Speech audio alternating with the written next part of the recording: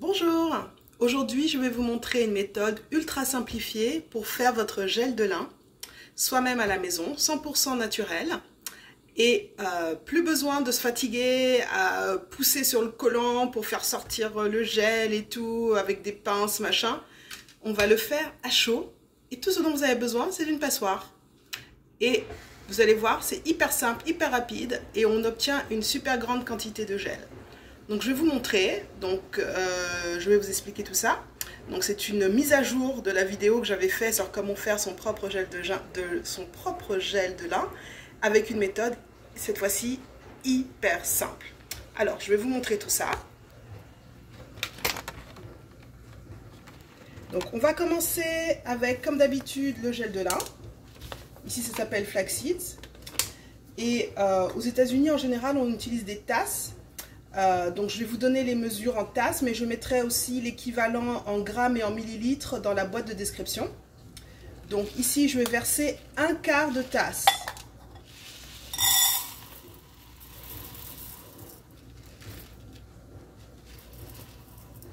Voilà, donc j'ai à peu près un quart de tasse ici. Donc il y a des mesures sur le côté, donc c'est assez simple. Donc un quart, c'est là.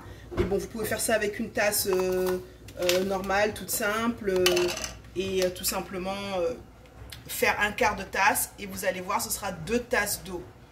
Il m'est déjà arrivé d'essayer de faire moins, parce que le gel, je le garde plusieurs semaines au frigo. Ça tient pas mal, mais au bout d'un moment, ça se gâte, vu que c'est 100% organique, 100% naturel. Ça peut se manger, hein, c'est vraiment, on met que du bon sur notre tête. Mais donc évidemment, ça ne se garde pas indéfiniment. Une fois, j'ai essayé de diviser la recette en 2 et ça n'a pas marché. Donc je fais toujours les 2 tasses d'eau avec le quart de tasse de graines. Ok.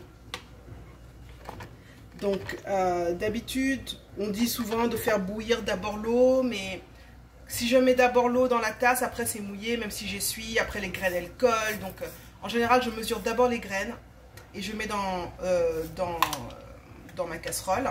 Et ensuite, je rajoute l'eau et je mets à bouillir. Donc nous allons rajouter ces graines dans la casserole. Maintenant, je vais aller mesurer 2 tasses d'eau.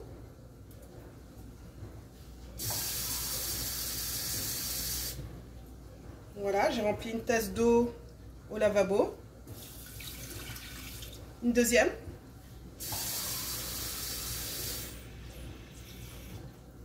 Plutôt à l'évier. Parfois, je mélange un peu mon français après 24 ans aux États-Unis. Ok, donc j'ai mis mes 2 tasses d'eau.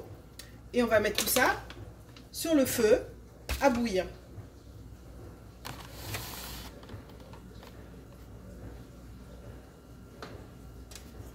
Pendant que ça bout, on va mélanger avec une spatule. De toute façon, c'est pas encore en train de bouillir, donc je reviens vous voir dans quelques minutes. En attendant, voici à quoi ça ressemble. Hein, vous avez les graines avec l'eau. Donc j'ai mis à bouillir, j'attends que ça chauffe.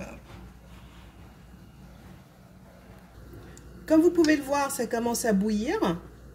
Et donc je vais, pour éviter que les graines collent au fond, donc mélanger petit à petit. Et là ça vient tout juste de bouillir, donc on ne verra pas grand chose. Mais ce qu'on fait, c'est qu'on soulève à un moment donné la cuillère. Et on voit est-ce qu'il commence à se former un fil de gel.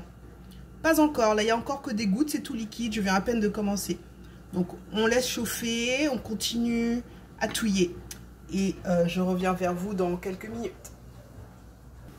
Donc là ça commence vraiment à bouillir, j'ai baissé un peu le feu et je continue de touiller.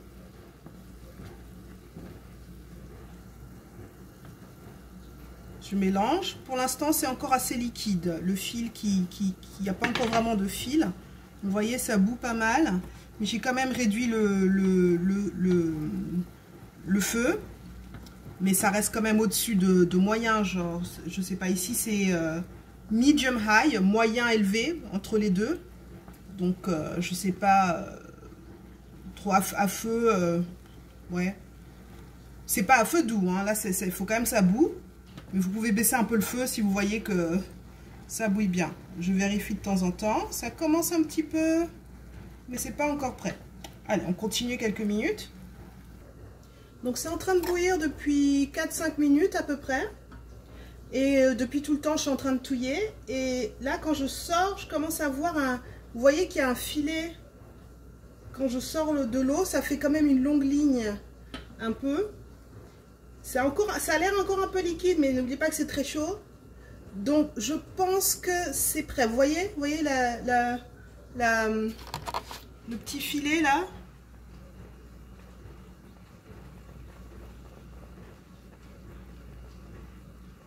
On voit qu'il quand même, c'est plus juste une goutte d'eau. On a une sorte de trait comme ça. Ok, donc c'est bon, il faut faire un peu au feeling, mais en général, 4-5 minutes, ça suffit, hein, ça dépend. Mais quand c'est très chaud, c'est un peu difficile à dire. Donc il faut laisser refroidir un peu, mais pas trop. Parce que c'est ça le secret qui va nous aider, c'est qu'il faut le faire pendant que c'est encore liquide. Pour qu'il n'y ait pas besoin de filtrer. Quand c'est encore liquide, ça va se séparer automatiquement à travers la passoire. Donc, et ça continuera de se solidifier en se refroidissant. Et plus tard, vous pouvez aussi le garder au frigo. Mais donc d'abord, on attend que ce ne soit pas non plus brûlant. On attend un tout petit peu. On a un container. Donc j'ai préparé un petit... D'ailleurs, ça devait être un gel à l'époque. Je recycle, hein, donc j'ai gardé un container. Je prépare ma passoire. Hein, j'attends un tout petit peu. Donc vous voyez que quand c'est encore liquide, vous avez le gel liquéfié en haut et les graines au fond.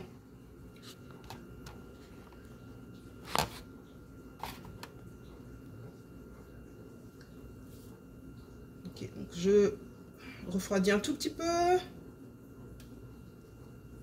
Ok, j'y vais. Je ne vais pas attendre trop longtemps.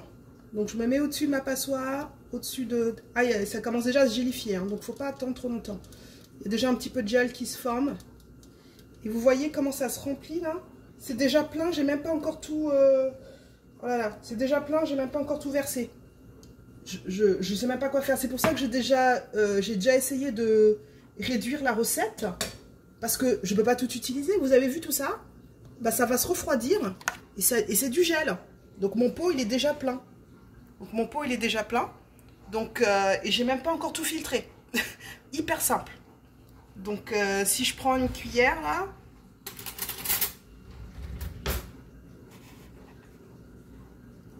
C'est encore en train de se refroidir, mais vous voyez hein, que c'est en train de se gélifier. Vous voyez bien le gel, là, qui sort de ma cuillère. Donc, je dois même le... Voilà, vous voyez bien le gel qui se forme. Et plus ça refroidit, et plus ça va être gélifié. Donc, c'est vraiment super. Rien à faire. Il faut juste laisser refroidir. Donc, je rajoute mon petit mélange d'huile. Vous pouvez voir ma vidéo sur les huiles. Je rajoute quelques gouttes.